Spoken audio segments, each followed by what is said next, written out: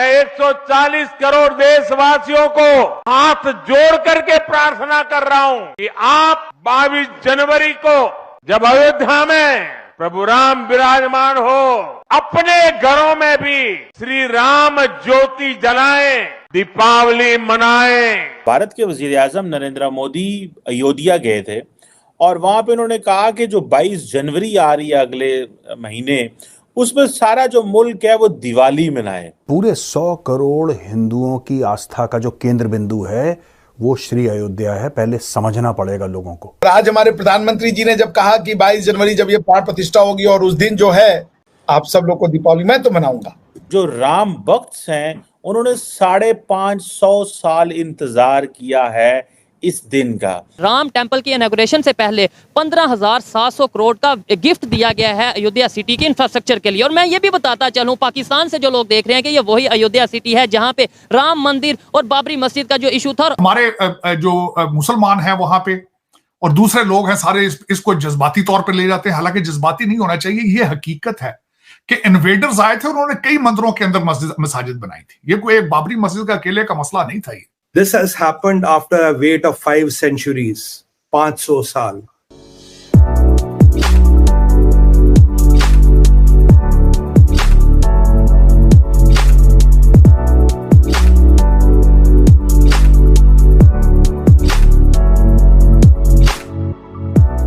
It is your good luck we are born in this era when 500 years, 5 century struggle is going to culminate into something what we could have never thought it is possible. That is what is done. It's a big victory for Sanatan Dharma. It's a big victory for. जय हिंद दोस्तों, SP news 91 में आपका स्वागत है। दोस्तों मैं आपको बता दूं कि प्रधानमंत्री नरेंद्र मोदी जी फिलहाल अयोध्या दौरे पर हैं, जिसमें उन्होंने मर्यादा पुरुषोत्तम श्री राम जो हवाई अड्डा है उसका उद्घाटन किया है और उन्होंने एक रोड शो भी किया है जिसमें उन्होंने खुशी जाहिर की है कि 550 यानी कि 5 सेंचुरी बाद यानी कि 550 साल बाद ऐसा मौका आया है कि श्री राम मंदिर बनने जा रहा है। पहले आपको पता ही है कि मुग़लों के टाइम में ये जो राम मंदिर था यहाँ पर मस्जिद बना दी थी मुग़लों ने। अब मैं आपको बता दूं उन्होंने वहाँ से संबोधन किया है कि 22 जनवरी को सभी अपने घरों से ही दीपक जलाएं, दिवाली मनाएं, यानी कि कोई भी राम मंदिर ना पहुंचे, कुछ इस तरीके की बात उन्होंने कही है। क्योंकि इसकी वजह है वहाँ पर बहुत ही ज़्यादा भीड़ लगने वाली है 22 जनवरी वाले दिन, क्योंकि मंदिर का उद्घाटन है और इसमें टेररिस्ट अटैक होने की भी संभावना है। तो मतलब आप ये समझ सकते हैं कि बहुत ही ज़्यादा, मतलब उन्होंने कहा है कि 22 जनवरी को न आकर के इसके बाद आप अपनी फैमिली के साथ राम मंदिर आए, रामलला के दर्शन करें। कुछ आपने क्लिप्स के अंदर भी देखा होगा, बहुत ही खुशी की बात है और 22 जनवरी की सभी को बहुत बहुत शुभकामनाएं। एक हमारे लिए एक बहुत ही मोस्ट दिन रहेगा ये। और दोस्तों आगे इस पर पाक मीडिया का क्या रिएक्शन है, पाक मीडिया क्या कहती है, तो आइए दोस्तों साथ मिलकर ये लेटेस्ट वीडियो देखते हैं।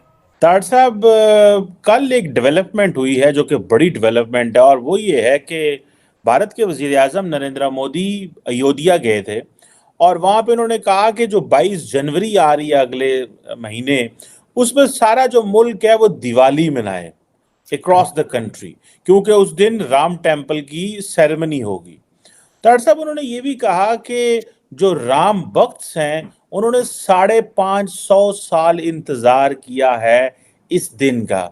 अब जारी बात है इस हवाले से बड़ी इंडिया के अंदर, क्योंकि यहाँ पे मस्जिद थी, मस्जिद गिरा के फिर ये मंदिर बन रहा है और इसकी सुप्रीम कोर्ट ने इसको वैलिडेट भी किया हुआ है। ताड़ साहब, आप इसको कैसे देखते हैं? बल्कि फरवरी में प्राइम मिनिस्टर मोदी जो हैं वो अबू धाबी के अंदर भी एक मंदिर का इफ्तिताह करने जा रहे हैं। ये जो एंगल है भारत के वजीर आजम की पॉलिटिक्स का कि मजहब को बहुत ज्यादा कर रहे हैं लेकिन उनको रिस्पॉन्स भी बड़ा मिल रहा है, शायद उसकी वजह, इस पर जरा मैं चाहता हूँ कमेंट करें, क्योंकि इकोनॉमिकली इंडिया ग्रो कर रहा है, तो अगर वो मजहब जो है और आइडेंटिटी एंड हिस्ट्री की बातें कर रहे हैं तो लोग उसको सब्सक्राइब कर रहे हैं। How do you see this, ये जो ट्रेंड है एंड ट्रांसफॉर्मेशन जो है भारत के अंदर, इसको, और पर्टिकुलरली ये जो उन्होंने कहा कि 550 साल हम इंतजार कर रहे थे इस दिन का कि यहाँ पे हम ये मंदिर बना सकें। ताड़ साहब, do you think this is a changing India? Hindustan, Bharat जो है, मेजॉरिटी कौन है वहां पे? हिंदू। इस सबसे पहले मोदी साहब ने कहा, उनका प्लान ही ये है कि मेजॉरिटी में से मेजॉरिटी के वोट लेंगे, हमें माइनॉरिटी की जरूरत ही नहीं। मेजॉरिटी में से मेजॉरिटी के वोट ले लेंगे, उन्हें जरूरत ही नहीं है, उनको डिलीवर कर जाते हैं, वो डिलीवर, उनका डिलीवर हो रहा है सारा कुछ। और उसमें अगर जो उनका फार्मूला है वो बिल्कुल फिट भी बैठा है कि भारत ने तरक्की भी बहुत की है। इकॉनमी उनकी देख लें आप, 600 बिलियन से ज्यादा उनका इस वक्त फॉरेन एक्सचेंज है और तरक्की है 7.6% उनकी इकॉनमी ग्रोथ। देखें वो जिस तरीके से they are flexing the muscles. अब अगर वो मोदी साहब को चीजें वो सर्व, ये तो उसका अच्छा दूसरा इलेक्शन का साल, इलेक्शन का फायदा भी लेंगे वो इस पे, जाहिर है ऑफ कोर्स। लेकिन उसमें अगर देखा जाए तो इसमें हमारे जो मुसलमान हैं वहां पे और दूसरे लोग हैं सारे इसको जज्बाती तौर पर ले जाते हैं, हालांकि जज्बाती नहीं होना चाहिए। ये हकीकत है कि इन्वेडर्स आए थे, उन्होंने कई मंदिरों के अंदर मस्जिद बनाई थी। ये कोई एक बाबरी मस्जिद का अकेले का मसला नहीं था, ये वहां पे क्योंकि वो थे और कन्वर्जन करते रहे बाय फोर्स, इसमें कोई शक नहीं। आप हिस्टोरिकली कोई किताब पढ़ के देख ले आप, कन्वर्जन ज्यादातर जहां पे हुई है बाय फोर्स हुई है या लालच दे के हुई है। जो कुछ भी जमीनों की जिस तरह भी कन्वर्जन होती रही है, हमारे लोग उसमें जज्बाती बजाय के तारीख को पढ़ने के उसको सेंटी होकर उसको चीजों को देखते हैं। लेकिन अगर मोदी साहब को वो डिलीवर कर रहा है तो वो ultimately he is taking the benefit out of it. That can be a religious move, that can be a political move as well. लेकिन जिस तरह उन्होंने अब मैं जिस तरह उनको देखता हूं कि the way they are playing their foreign policy strongly wisely, the way they are economic policies में स्ट्रेटेजिक ऑटोनॉमी उनकी, जिस तरीके से मैं देखता हूं मुसलसल उस चीज को, जिस तरीके से वो ग्लोबल साउथ को लेकर चल रहे हैं, जिस तरीके से वो एक असला प्रोड्यूस करने के वो सिलसिले में है, जिस तरीके से वो लिथियम को एक्वायर कर रहे हैं, जिस तरीके से वो पेट्रोलियम अपनी सेफ्टी चाहते हैं, इन्फ्लेशन ना आए, जिस तरीके से अपने वो सी रूट्स को प्रोटेक्ट कर रहे हैं, तो they are achieving the target of being a super power. America को सबसे बड़ा इशू इस वक्त ये है, बल्कि वेस्टर्न सिविलाइजेशन को सबसे बड़ा मसला ही उनका यही नजर आ रहा है कि उनकी इकोनॉमी इतनी तेजी से आगे जा रही है और वो आंखें भी दिखा रहे हैं साथ। और दूसरा मैं सबसे ज्यादा, मैं क्योंकि खुद एक इमिग्रेंट हूं, जो मैं सबसे ज्यादा बात उनकी अप्रेज करता हूं कि Indian diaspora is the strongest diaspora on the planet, regardless any country you pick up. कोई भी, आप भारत देख लें, ना कनाडा देख लें, अमेरिका देख लें, यूके देख लें, आप साउथ अफ्रीका देख लें।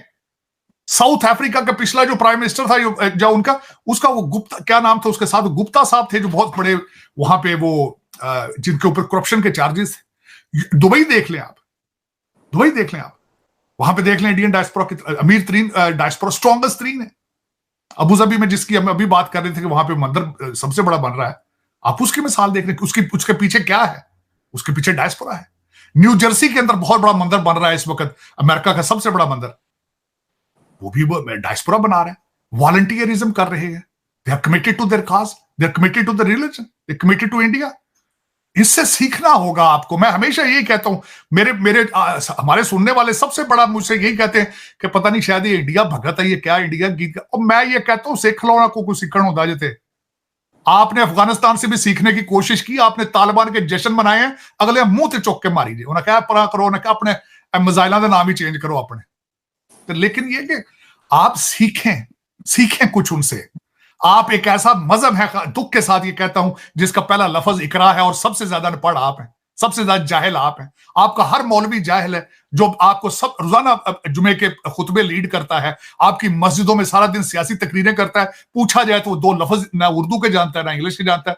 अरबी मुंशी फाजिल पढ़ के आ जाते हैं तुहाडे आलम सारे।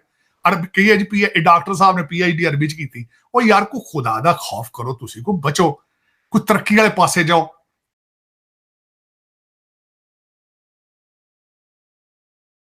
दोस्तों, आपको ये वीडियो कैसी लगी प्लीज़ कमेंट के माध्यम से ज़रूर बताएं। अगर आपको वीडियो पसंद आया हो तो प्लीज़ इस वीडियो को लाइक और शेयर करना बिल्कुल ना भूलिएगा। साथ ही मैं आपको बता दूं, यदि आप चैनल पर नए हैं तो प्लीज़ इस चैनल को सब्सक्राइब करके बेल आइकन को ऑल पर सेलेक्ट कर लीजिएगा और कमेंट बॉक्स में जय श्री राम लिखना बिल्कुल ना भूलिएगा। तो दोस्तों, वीडियो को अंत तक देखने के लिए धन्यवाद।